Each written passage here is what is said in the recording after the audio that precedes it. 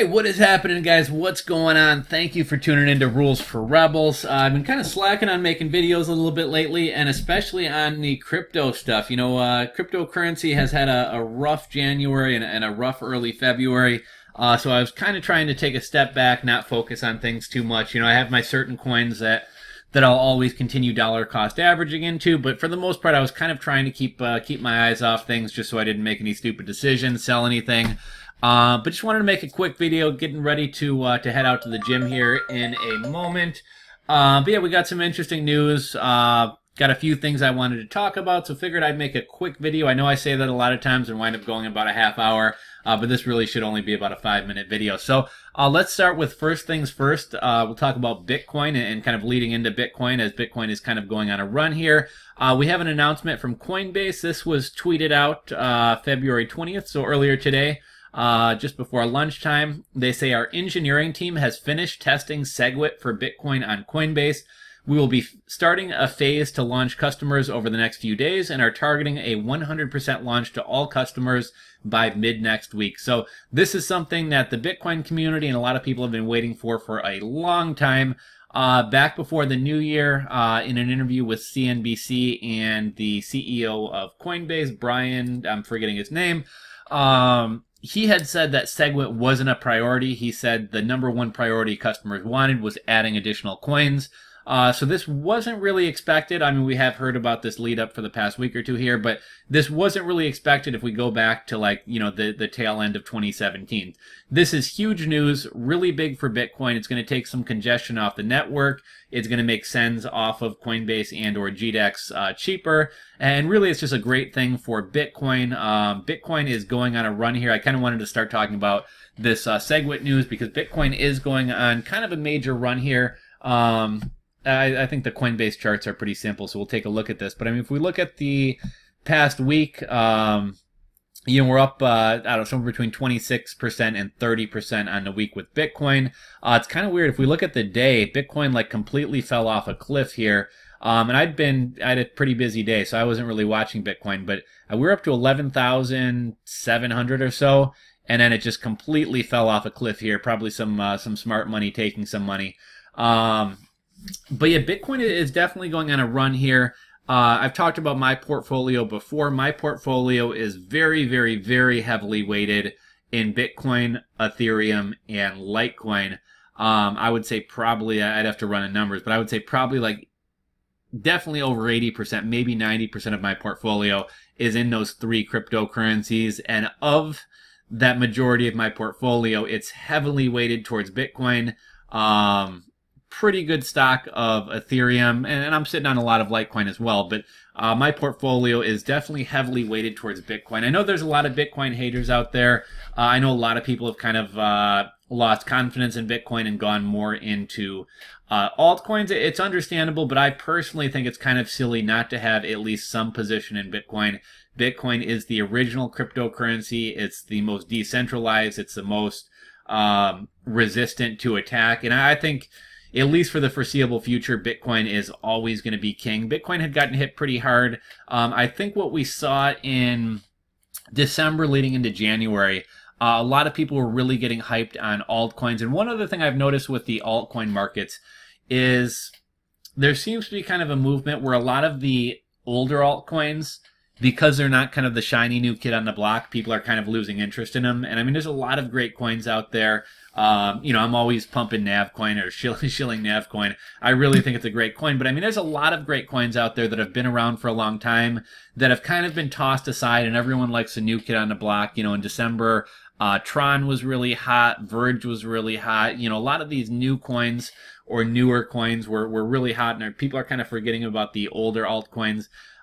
It definitely seems to me like the market moves in cycles, right? There's no denying that. Like Bitcoin will be hot for a while. If we go back a few weeks or even a few months, Ethereum went on a run for a while. Litecoin went on a run. I think what we saw back in January when Bitcoin, or I should say December, let's see here. I guess this isn't going to take us back. Anyhow, my point being, I think back in December, when Bitcoin was hitting all-time highs, got up to 19,000 and whatever, I think we saw a lot of the smart money realize that Bitcoin had run up a little bit too far too fast, and a lot of the smart money kind of pulled their money out. I think a lot of that money went over into altcoins. Then we saw the altcoin run up. The top 10, top 20, top 50, top 100 coins really got shaken up. I think there was a lot of kind of garbage stuff in there. I mean, we saw Tron get up to what? I think Tron was like within the top 10 at one point, maybe even top 5. And we've really kind of seen a shakeup in the top 10, top 20, top 50, top 100 coins. And I think we're going back to kind of another Bitcoin cycle here. So I think Bitcoin's going to be really hot. As we see here, Bitcoin's sitting at 11,100 right now. I have a feeling within the next, I don't know, say 4 to 6 weeks, if not even sooner, I think we'll see Bitcoin hit 13,000. And it may even continue to run higher, but I'm pretty confident we're going to hit 13,000. One thing I think we're going to see, I think 12,000 is going to be kind of a psychological barrier. I think once we hit 12,000, we're going to start seeing a lot of FOMO, a lot of money dumping altcoins and rushing into Bitcoin, and I think that's going to cause Bitcoin to surge even more. So, I'm not going to dump anything at a loss, but I'm going to be moving some of my dollar cost averaging into Bitcoin. Ethereum and Litecoin, I'm also big fans of. Ethereum is, in my opinion, kind of a buy right now. Ethereum down to 880. You can see it's kind of slid. And then Litecoin's kind of holding its own. I think Litecoin was up to about 240. Actually almost 250. But yeah, always dollar cost averaging into Litecoin and Ethereum. I had stopped dollar cost averaging into Bitcoin for a while, but I'm going to continue my dollar cost averaging into there. I picked up some, in like the $8,000 range. But I think Bitcoin's going to go on a little bit of a run here. Also think Litecoin and Ethereum are good moves. Let's see, what else did I want to talk about? Let's talk about moving coins off of, here I'm at 6 minutes. I said this was going to be short. Let's talk about moving coins off of exchanges. So, when it comes to cryptocurrency exchanges, I think we have kind of like tier 1 exchanges, tier 2 exchanges, tier 3 exchanges, and we may even have something below that. But, in my opinion, to me, any exchange located in the USA is going to be safer than exchanges located outside of the US. There's just more protections, more regulation, etc. I think we're less likely to see a cryptocurrency exchange in the US pull some kind of like BitGrail nonsense. So, when you're keeping your money on exchanges, give some thought to what exchanges you're trusting with your money. Unless you're actively trading with money, don't leave it on exchanges. I know this is like cryptocurrency 101 type of stuff. But I'll be honest, this is stuff that even though I preach this, even though I know this, it's easy to get lazy and not do it. It's easy to kind of get discouraged by the high withdrawal fees by cryptocurrency exchanges and not do it. But, after seeing the BitGrail thing happen, it just really kind of struck a chord with me that, even if it's a hassle, even if I'm going to lose a little bit of coins to withdrawal fees, if I'm not actively trading something, I'm moving it off either to my Trezor, if it's Bitcoin, Litecoin, Ethereum, Zcash, any of the coins that Trezor holds, along with ERC20 coins, I'm moving my stuff off. This past weekend, I spent a bunch of time moving a bunch of coins off exchanges. So again, after seeing the BitGrail thing, as well as, other hacks and exit scams and things like that we've seen, definitely don't want to be keeping your money on exchanges. It's something I've been taking a lot more seriously. Exchanges like Bittrex, Binance, KuCoin, etc., I think of a lot more highly than like a HitBTC or a Yobit or a BitGrail. So just kind of, I think we all kind of know which exchanges are more reputable or more trustworthy than others. The ones that aren't as trustworthy, I would suggest not keeping very much money on there, not keeping money on there for long periods of time. I feel you guys. It's a pain in the butt moving coins off of exchanges. Very, very high withdrawal fees. That's been talked about a lot on Reddit with the Binance withdrawal fees, but really every exchange kind of rakes you over the coals. There are some coins that have cheaper withdrawal fees. I mean, for example, most exchanges let you move Neo off of the exchange for free because Neo's not divisible. Stellar Lumens is pretty cheap to move off. There's other ERC20 tokens tend to be really expensive to move off. And there's other tokens that have like a flat withdrawal fee. So like even if you only have 200 coins, they're going to charge you 50 to move them off. So your 200 coins turn into 150. So those things you may want to think twice about. But one thing that I've done in an effort to move my coins off is kind of consolidate, right? I've talked about this before, but personally, I just can't keep track of a portfolio with 20 coins, 30 coins, 40 coins, 50 coins. So I've decided to kind of consolidate down. Some of the stuff I'm moving my money into is really Bitcoin, Litecoin, Ethereum. Neo is another position that I'm going into really, really heavily. I've been going into ARK and Lisk a bit. I'm kind of losing, I don't even know if I want to say losing confidence, but part of the reason I was going into Lisk is because there's been a little bit of hype about their SDK, their software development kit, as well as their rebranding. We always kind of hear people say, what is it, buy in a rumor, sell on the news. So I think the whole Lisk thing is going to be kind of underwhelming. So I'm going to be picking my exit point for Lisk. I think I'll probably get out of ARK as well. A couple other just kind of random little positions that I have. I've been slowly kind of dollar cost averaging into and building up some Funfair. I think they have some interesting things around the corner. Some interesting stuff happening for Stellar later here in Q1. So got some of that. Been continuing to add a little bit to EOS. Still got most of my NAV coins and have been buying a little bit of Pivx and OMG recently. On the ICO front, very few ICOs have been of any interest to me. And it was kind of interesting. I forget if I made any videos talking about the Senate Banking Committee meeting with the SEC chairman and CFTC chairman. That was surprisingly positive. One of the other meetings got moved back to February 16th. February 14th. And we've seen a couple other meetings. Basically on the regulation front, what I'm kind of hearing or reading from different senators, congressmen, government people, some people seem to be more libertarians. You know, I'm a fan of letting the markets decide. Let's keep regulation out. Let's stay out of the way as much as possible. You hear the other crowd, which tends to be, it's across the board, but it tends to be more Democrats and liberals that want the regulation, want to protect people from themselves. And it's something I'm hearing from a lot of the Republicans who are in favor of regulation, and it's really not a Democrat-Republican issue, but something that I'm hearing from a lot of the people who who aren't super keen on regulation in terms of protecting people from themselves, but who do maybe see a need for regulation is, look, if this thing gets big enough to the point that somebody stealing a bunch of money or something catastrophic happening could tank not only cryptocurrency markets, but could affect like the American economy in general or the stock market, at that point, we're going to step in and regulate. So that's kind of the three angles in terms of why regulation might happen. After the Senate Banking Committee hearing, it seemed like really the main thing that everybody kind of talked about in terms of regulation was ICOs.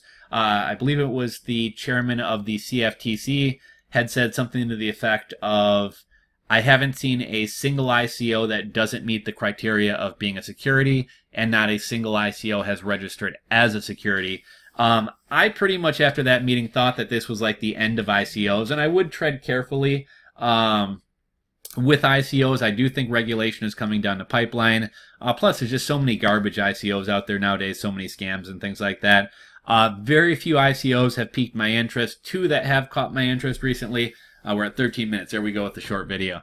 The Vice ICO had initially intrigued me. It's a smart media token running on the Steemit blockchain. Get paid to watch porn. There's a couple other players in the space. There's some like cam girl ICOs. There's some porn ICOs. I just think there's too much congestion in the space. And I had whitelisted, I think it cost me $5 or $10 to get whitelisted for that ICO. The day of the ICO, I decided not to participate.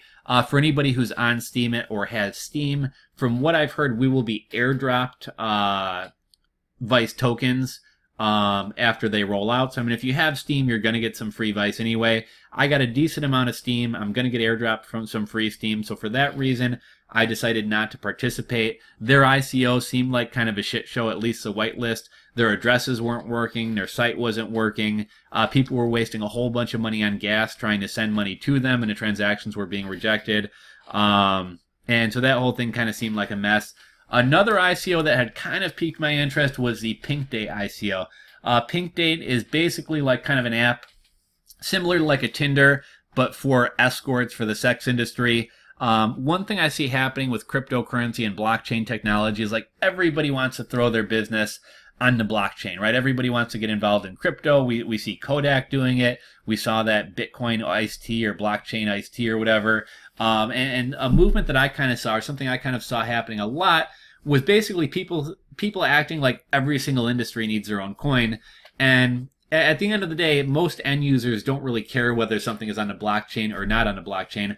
All they care is does this actually work or not? I think there are plenty of coins out there that act strictly as currencies. I don't really see the need for like, hey, we need one coin to buy our music, and we need another coin to buy video games, and we need another coin to go to the dentist with. Like, I really don't feel like every industry needs their own coin. I mean, I think Litecoin or Bitcoin or Ethereum could kind of fill all of those roles. So I've stayed away from any ICO that I don't feel has utility. Part of the reason I think the pink date thing looks interesting is, let's be honest, right? Prostitution is illegal. I'm in Chicago. Here in Chicago, the Cook County Sheriff, Tom Dart, a couple years ago pressured Visa and MasterCard into basically dropping Backpage from being able to accept credit cards. So now if like escorts want to post on Backpage, they have to use Bitcoin.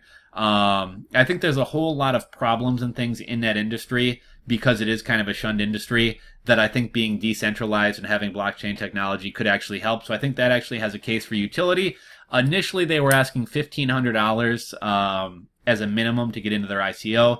They are going to pay a dividend, so it is most definitely going to be a security. It may only wind up trading on decentralized exchanges, although from what I've heard, they do have an agreement to get on what they called a, centralized, normal, popular exchange. I imagine it's going to be a Binance or a KuCoin or something outside of the USA, because a Bittrex, a Poloniex, a Kraken is not going to bring a coin on that could be construed as a security. And the one funny thing about Pink Date is Pink Date has basically come out and been like, yeah, we're a security. Yeah, we're going to pay a dividend. We don't really care what the SEC has to do about it. So I see that as potentially a positive and a negative. Like, it's cool you get a dividend. The team is anonymous. They're not in the U.S. The U.S. can't really do anything to them. But that may affect what exchanges they can get on. They did recently just drop their minimum to get into the ICO to $500 instead of $1,500. With ICOs, they're so risky, they're so uncertain. Normally, I'll just throw a little bit of money at them and hope for like a 30x or something like that. So even $500 is a lot of money. That's one I'm closely monitoring. I may wind up hopping in at the last minute. Still kind of unsure about that one. Let's see. So we talked about it. But yeah, not a whole lot of exciting stuff in the ICO space for me recently. Let's see. We talked about Bitcoin. We talked about trends. Let's talk about Steemit for a minute. So really torn on Steemit. So excuse me. I'm doing pretty well on Steemit. My Steemit account's doing pretty well. I'm making a decent buck here. Pretty much all the altcoins are down right now, but we saw Steem and Steam-backed dollars kind of surge in price, which was kind of really exciting. Steam-backed dollars was up to like $16 at one point, and the Steam-backed dollar is actually supposed to be pegged to the US dollar. And we have seen it slowly start going down. I believe now it's worth less than Steem, and I think it's probably going to continue going down. So if you are on Steemit, if you have some Steam-backed dollars, what I would do is swap them out for Steem, because I think the price is only going to get lower, so you may as well get as much Steem as you can for your Steam-backed dollars. In terms of Steemit, we've seen some big-name YouTubers coming on Steemit. So there's a Steemit user by the name of Stackin, who started about the same time as me, midsummer. He's really grown his account really fast. He's friends with Grant Cardone. I think he might be like a mentee of Grant Cardone. He got Grant Cardone on the platform. We've recently seen the Hodge twins have recently gotten on Steemit. Really popular YouTubers with like, I think 1 million or more subscribers.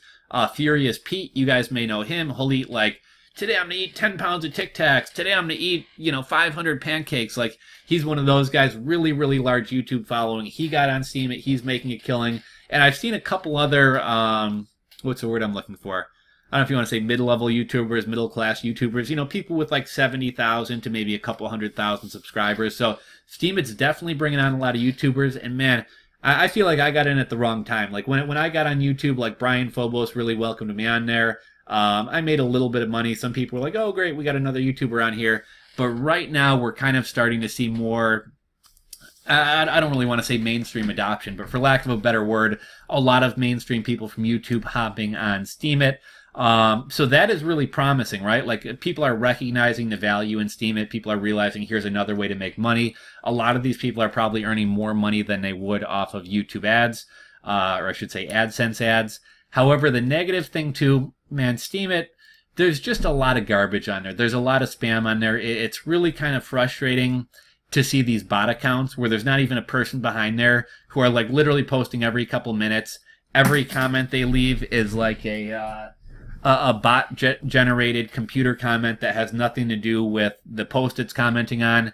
And a lot of these bot accounts are ranked like way higher than established Steemians who are actually providing value to the platform. Whales have too much power. These bot accounts have too much power. So a lot of frustrations with Steemit, a lot of negative things with Steemit, but at the same time, it's kind of cool to see a lot of big name YouTubers and things like that come over as well. So it'll be interesting to see what happens in the coming weeks and coming months for Steemit. One last thing that I'll drop in for anyone who's still watching the video. I imagine a lot of people have tuned out, but I was issued a cease and desist order by a Bitconnect promoter. So this, I think a lot of you guys will find pretty hilarious. Really, if you think about the biggest Bitconnect promoters, there's probably 4 or 5 guys that come to mind. I will be doing like a full-fledged video about this. I don't know. I haven't decided if I'm going to name who it was. But basically, if you think about the big 4, the big 5 Bitconnect promoters, it was one of them. I got a cease and desist email from one of their attorneys, and I thought this was hilarious. So first of all, I have done nothing but report the facts on Bitconnect and comment on some of these people's videos. Surrounding kind of the aftermath of Bitconnect. The letter from his lawyer said, I called this person a scammer, a fraudster, said that they promoted a Ponzi scheme and promoted illegal activities. I did nothing besides state the facts. Bitconnect, by all definitions that I can come up with, is a Ponzi scheme. A Ponzi scheme is defined as a non-existent enterprise, which Bitconnect claimed they had trading bots. There really were no trading bots. So Bitconnect was a non-existent enterprise, promised high returns or unrealistically high returns, 2% per day. I would say Bitconnect checks that box. So far we got 2 boxes checked. And then the third kind of box or qualification for a Ponzi scheme is that pays off earlier investors with the funds from later investors. So the earlier investors into Bitconnect got paid from the new people coming in, as well as got affiliate or referral commissions. So really, like, the 3 things that define a Ponzi scheme pretty much define Bitconnect. So in my opinion, there's no debating whether Bitconnect was a Ponzi scheme or not. So again, in my opinion, if Bitconnect was a Ponzi scheme and you promoted Bitconnect, by definition, you promoted a Ponzi scheme. The other thing in terms of illegal activity, the SEC, Securities, whatever, of Texas, as well as another state, the second state is slipping my mind, issued a cease and desist against Bitconnect and said Bitconnect is running an unregistered, unregulated security. So even the state of Texas says that Bitconnect was an illegal activity. So if you're promoting Bitconnect, you're promoting a unregistered security. So best case scenario, anybody who was promoting Bitconnect was promoting unregistered securities, aka illegal securities. Worst case scenario, and I think it's pretty clear, Bitconnect was a Ponzi scheme. So I just thought it was very funny that I received this cease and desist email. I imagine a lot of other people have to have gotten these emails as well, because my video is pretty tame, right? Like, I did nothing but call out the facts, share my opinion, share some commentary on some of these people's, in my opinion, kind of callous reaction to their audience after Bitconnect went down. Another thing I think is funny about this whole thing is my video is kind of a video response to something that a couple Bitconnectors had done as kind of their response to Bitconnect going down. And I had linked to the video that I was commenting on. Surprise, surprise, that video has been removed from YouTube. So I think it's kind of funny that these people would remove all these videos and try to scrub the internet of any trace of them being involved in Bitconnect if they feel they've done nothing wrong. So obviously this cease and desist was nothing more than an intimidation tactic. And I would be shocked if I was the only one that got this. Like I said, my video wasn't even really that bad. I talked about a couple Bitconnect promoters. There are other videos that have this guy in the thumbnail. It just basically everybody is calling this guy out as a scammer and a fraud. And, you know, my video was pretty tame, pretty mild, and only stated facts. So I think it would be odd if I were the only one that got this. So I'm curious to hear if anybody else got these cease and desist emails, as well. Maybe I'll make a video going into more depth about it. But yeah, it's kind of the stuff I wanted to talk about today. I said this is going to be a 5-minute video. Here we're going on 25 minutes. But again, I think we are in a strong Bitcoin trend right now. I think Bitcoin is going to continue to run up. And I think if we crack 12,000, I think the FOMO is going to kick in hard and it might continue to run even more. Litecoin and Ethereum are things I'm always dollar cost averaging on. Have kind of been consolidating my positions. I'm going heavy on Bitcoin, Litecoin, Ethereum, and then also Neo. I just recently, I keep coming up with more stuff to say. I recently downloaded the Neo wallet. I've played with it before, but I never moved like a bunch of money over there, and I never really had a ton of Neo. Have been kind of increasing my Neo holdings. It's kind of cool to see your gas stacking up. The Neon wallet is incredibly easy to use. We talked about the positives and negatives of Steam. ICOs have been pretty boring lately. Vice and Pink Date are two that did kind of catch my attention. Decided not to invest in Vice. Still kind of looking at Pink Date. Some other coins I'm kind of eyeing are Fun, Stellar, EOS, Neo, NAV, Pivx, and I think ARK may still be undervalued. I'm probably going to dump my list, and I am dollar cost averaging into Icon and Omize Go. And by next week, you should be seeing Segwit hit Coinbase. So there is it for kind of my little crypto wrap up there. I got to get going. I got to head to the gym. Let me know your guys' thoughts, like any interesting news that I missed. What are your thoughts on the market? What are your thoughts on the trends going on right now? Drop a comment in the comment section below. Let me know your thoughts. And until next time, guys, I will catch you on the next video.